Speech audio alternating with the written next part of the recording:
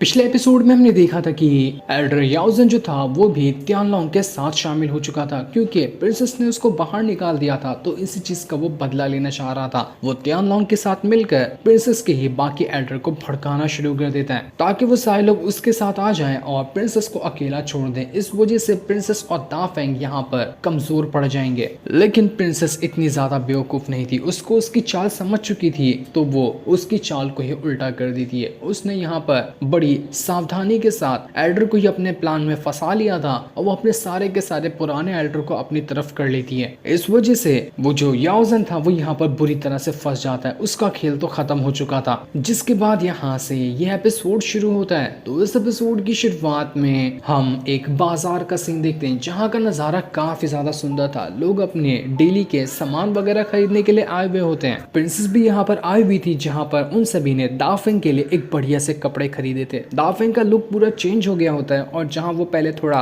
गरीब जैसा दिखाई देता था लेकिन अब वो काफी डिसेंट किस्म का बंदा दिख रहा होता है। उसके ऊपर वो लुक काफी ज्यादा अच्छे से जच भी रहा था। बाजार में जितनी भी चीजें बिक रही थी तो प्रिंसेस अपने सिपाही से कहती कि जाओ, जो अच्छा लगता है ना उन सारे सामान को खरीद लो, हम यहाँ से सामान खरीदते हुए आगे बढ़ेंगे। ये लोग यहाँ से कैपिटल सिटी की तरफ ही बढ़ रहे थे, जिस पर सिपाही और जूडी दोनों यहाँ से बाजार में सामान खरीदने के लिए वहां से चले जाते हैं। और उन दोनों के जाने के बाद प्रिंसेस जो होती है वो दाफेंग को किसी अलग जगह पर ले जा रही थी। दाफेंग को समझ तो नहीं आता कि प्रिंसेस कहाँ उसे ले जा रही है, लेकिन बस वो उसके पीछे पीछे जा रहा होता है। थोड़ी दूर आने के बाद एक बंदा था जो उन दोनों को वहां पर रोक लेता है, लेकिन जैसे ही प्रिंसेस अपना बैज उसको दिखाती है वो बंदा उन लोगों को वहां से आगे जाने की परमिशन दे देता है। इस वजह से दाफेंग और प्रिंसेस वहां से आगे बढ़ना शुरू हो गए थे।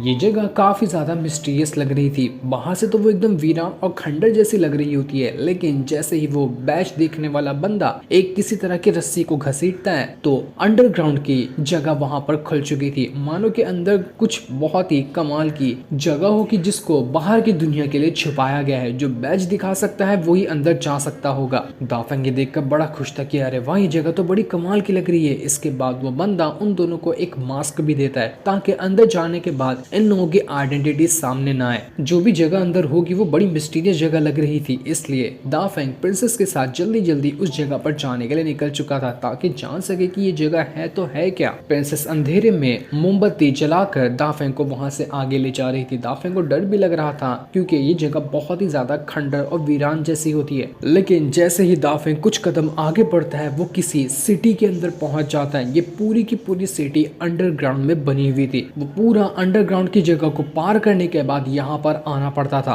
और यहाँ पर जितने भी लोग होते हैं सभी ने अपने ऊपर मास्क लगाए हुए थे ताकि कोई किसी को पहचान न सके कि ये इंसान है कौन। दाफेंग के तो होश उड़े हुए थे ऐसी जगह को देखकर। उसको नहीं पता था कि इस तरह की चीजें भी यहाँ पर मौजूद होती है, मानो कि कोई ब्लैक मार्केट हो और यहाँ पर इधर उधर से लाए हुए सामान को बेचा जाता है, क्योंकि इस तरह की ब्लैक मार्केट ही अंडरग्राउंड में बनाई जाती है। और वही जगह पर यहाँ दाफेंग आ चुका था। प्रिंसेस दाफेंग से कह रही थी कि मैं यहाँ पर तुम्हें इसलिए लेकर आई हूँ क्योंकि यहाँ पर ना एक से एक कमाल की चीजें मिलती है जिनको बाहर की जगह पर ढूंढना बिल्कुल इम्पॉसिबल है। इसलिए मैं तुम्हें यहाँ पर ले आई ताकि तुम्हें कोई अच्छी टेक्निक या वेपन या कोई और अच्छी अच्छी कल्टीवेशन से जुड़ी चीजें मिल सकती है ना, तो तुम उनको खरीद सको। दाफेंग अंदर ही अंदर खुश तो हो रहा था, लेकिन उसको टेंशन भी थी कि भाई साहब मेरी जेब तो फूटी कौड़ी में नहीं है, उसके अंदर पूरी तरह से मेरी जेब खाली है। मैं खरीदूंगा तो खरीदूंगा कैसे कुछ भी। लेकिन प्रिंसेस हो साथ तो डरने की क्या बात, वो मेरे लिए सामान दिला देगी, मुझे उसकी टेंशन लेने की जरूरत नहीं है। इसके बाद प्रिंसेस दाफेंग को एक जगह पर लेकर आती है जो एक पवेलियन था।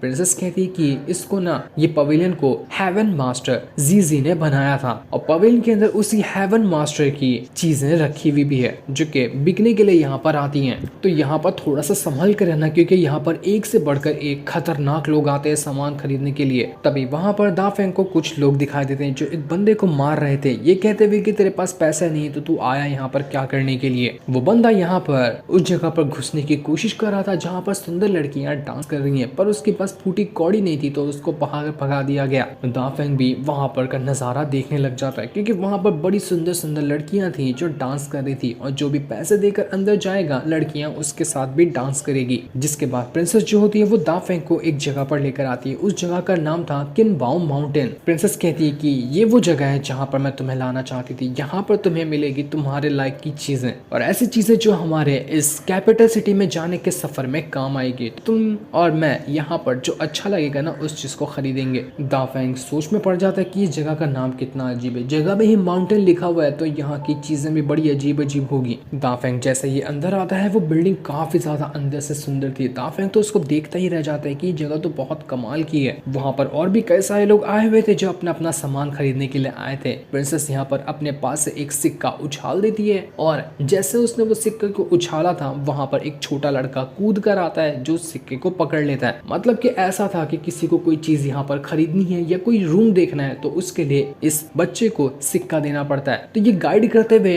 बंदों को वहां पर ले जाता है। इसलिए प्रिंसेस ने एक सिक्का इस बच्चे को दिया तो ये आगे से उन सभी को गाइड करेगा। बच्चा कहता है कि फरमाइए जनाब क्या चाहिए, कैसे मदद कर सकता हूँ मैं आप लोगों की। तो प्रिंसेस कहती है कि मुझे ताओइज्म से जुड़ी हुई ना कुछ चीजें चाहिए, इस तरह की कोई हाई लेवल की चीजें होंगी ना तो मुझे वो दे दो, बताओ मुझे कि वो कहाँ मिल सकता है। तो बच्चा कहता है कि ताओइज्म से जुड़ी हुई चीजें बहुत ही रेयर होती है, यहाँ पर मिलना इतना इजी नहीं होगा क्योंकि ये जो पूरी ब्लैक मार्केट है ना वो बड़ी तो है लेकिन उतनी भी ज्यादा हाई फाई नहीं कि ताओइज्म या उससे भी जुड़ी हाई लेवल की चीजें यहाँ पर मौजूद हो। लेकिन हाँ, मार्शल आर्ट से जुड़ी हुई चीजें आपको हर एक मिल जाएगी, एक से बढ़कर एक टेक्निक मिलेगी या कल्टीवेशन इंक्रीज करना है तो उस चीज की भी चीजें मिल जाएगी। पर ताओइज्म की चीजें हासिल करना ये इतना इजी नहीं होगा क्योंकि ताओइज्म को सीखने के लिए भी बंदे के पास खुद की कल्टीवेशन बहुत हाई होनी चाहिए। तो अगर मार्शल आर्ट या कल्टीवेशन से जुड़ी हुई कोई चीजें चाहिए तो मैं आपको गाइड करके वहां पर ले जा सकता हूँ। दाफेंग प्रिंसेस से कहता है कि प्रिंसेस ये मुझे ना ताओइज्म से जुड़ी हुई चीजें भी तो चाहिए थी क्योंकि मैं चाहता हूँ कि मैं दो तरह की कल्टीवेशन करूँ, एक मार्शल आर्ट वाली और एक ताओइज्म वाली, क्योंकि ताओइज्म की कल्टीवेशन करना भी हार्ड होता है और उससे बेनिफिट भी बहुत ज्यादा मिलते हैं। लेकिन अगर यहाँ पर ताओइज्म से जुड़ी हुई चीजें नहीं है तो अगर मार्शल आर्ट से भी जुड़ी हुई अच्छी अच्छी टेक्निक होगी ना तो हम उसको खरीद सकते हैं। वो बच्चे से कहता है कि तुम्हारे पास मार्शल आर्ट से जुड़ी हुई कोई कमाल की टेक्निक है, ऐसी कमाल की टेक्निक की जिसकी मदद से मैं बहुत अच्छे कल्टीवेशन में बूस्ट हासिल कर सकूं।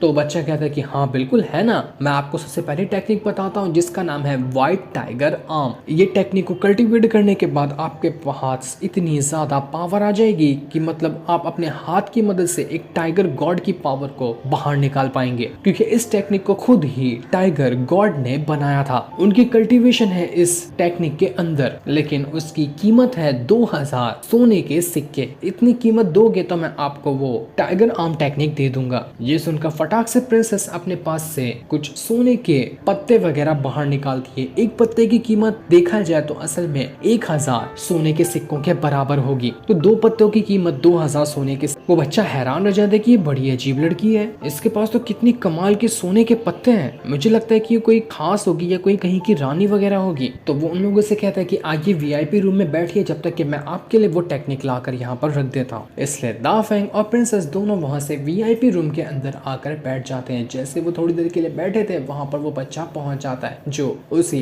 टाइगर आर्म टेक्निक को लेकर आया हुआ था। उसको देखकर दाफेंग बहुत खुश हो जाता है। वो प्रिंसेस को बता रहा होता है कि मैंने ना इस टाइगर आर्म टेक्निक के बारे में सुना था, बहुत ही कमाल की होती है ये। एक तो आपके डिफेंस करने में काम आती है, दूसरी आपको अटैक करने में काम आती है। इसकी मदद से आप अटैक करोगे ना तो बहुत ज्यादा खतरनाक अटैक लगता है। प्रिंसेस कहती है कि ये तुम्हारे लिए काफी हो गया या कुछ और भी चाहिए, कुछ वेपन वगैरह लोगे जो तुम्हारे आगे काम आए, जैसे कि स्वॉर्ड वगैरह हो गई। तुम हर बार अपने हेवन पिलर को तो बाहर नहीं निकाल सकते ना, तो ऐसे स्वॉर्ड वगैरह ले लोगे तो अच्छा रहेगा। दाफेंग भी सोच में पड़ जाता है कि हाँ यार बात तो सही है, जब भी मैं हेवन पिलर निकालता हूँ ना लोग मुझ पर नजर लगा देते हैं कि भाई ये पावरफुल बंदा है, तो इसलिए जल्दी हेवन पिलर बाहर नहीं निकालूंगा, स्वॉर्ड वगैरह ले लेता हूँ, उसकी मदद से ही जल्दी अटैक करूंगा और जरूरत पड़ने पर उसको बाहर निकालूंगा। तो दाफेंग उस बच्चे से कहता है कि बच्चे तेरे पास स्वॉर्ड मत दिखा, अगर कोई पावरफुल भाला वगैरह है ना तो वो दिखा, मुझे वो पसंद है, जैसे कि मंकी किंग वगैरह अपना भाला लिया करते थे ना वैसा होगा तो मुझे बताना अच्छा रहेगा। तो बच्चा कहता है कि हाँ बिल्कुल है ना हमारे पास, उसका नाम है हेवन स्पीयर, उसकी कीमत है 3000 सोने के सिक्के। इतना खतरनाक है वो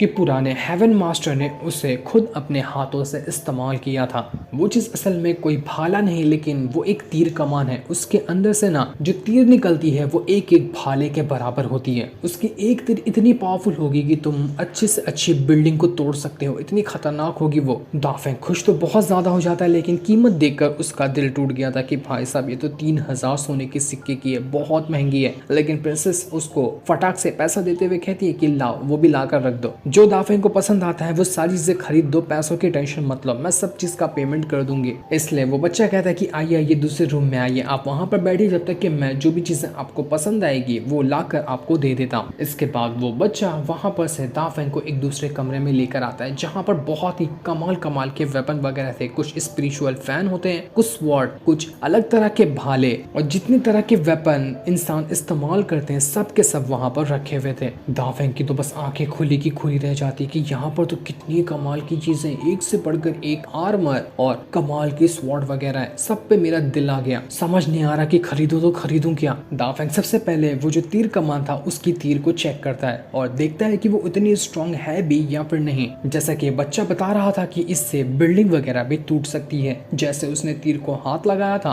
वो आराम से तीर को और उसके तीर कमान दोनों को एक हाथ में उठा लेता है। वो बच्चा हैरान रह गया था कि इस तीर कमान को तो आज से पहले बहुत लोग खरीदने के लिए आए, लेकिन किसी के अंदर हिम्मत ही नहीं हुई कि इस तीर कमान को उठा सके। कोई उठा तक नहीं पा रहा था इसको, लेकिन इस दाफेंग को तो देखो, इसने एक ही बार में तीर को भी उठाया और उसके कमान को भी उठा लिया। ये इतना आराम से इसको कैसे उठा सकता है, मुझे तो यकीन ही नहीं हो रहा। दाफेंग खाली यहाँ पर तीर कमान को उठाता नहीं बल्कि एक हल्का सा तीर का जो रबड़ लगा होता है उसको थोड़ा सा घसीट देता है। उसने जैसे ही यहाँ पर किया था पूरे के पूरे बिल्डिंग के अंदर भूकंप आ जाता है। तीर तो चला ही नहीं था, बस यहाँ पर रबर को हिलाने की वजह से यहाँ पर भूकंप आ गया। और जब तीर चलेगा तो वो कितना खतरनाक होगा उसकी कोई हद नहीं होगी। दाफेंग कहता है कि बच्चे बड़ी कमाल का ये तीर कमान था, ये चीज मुझे पसंद आई, तूने बहुत अच्छी चीज दिखाई है। वो बच्चा हैरान भी था और खुश भी था कि आज तो बड़ा फायदा हुआ, अच्छी अच्छी चीजें भी बेच दिया और काफी कमाल के बंदे भी आज दुकान पे आए। प्रिंसेस उस बच्चे से कहती कि मैंने सुना है ना यहाँ पर सुजाको तालिस्मान भी मौजूद है, तो क्या तुम मुझे 2 सुजाको तालिस्मान ला कर दोगे?